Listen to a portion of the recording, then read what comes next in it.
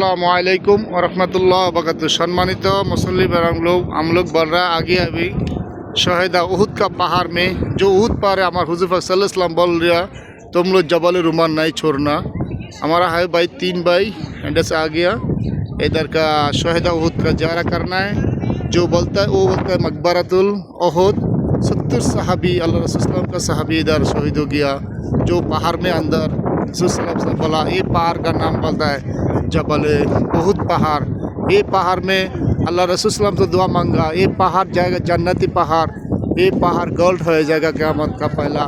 जो इससे इतना फजीलत हमारे हुजूर सल्लल्लाहु अलैहि वसल्लम को पहाड़ बोल रहा है या रसूल अल्लाह हम आपको बहुत प्यार करता है। हुजूर सल्लल्लाहु अलैहि वसल्लम बोला हम भी तुम्हारा प्यार करता है, इसलिए बोलता है जबल उहुद पहाड़।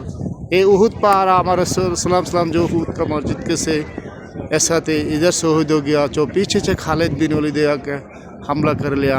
हमारा जो भाई इधर आके से हम लोग हमला से करना भाई वो हम लोग का ज़ियारत का क्या इस हमला से और करना है।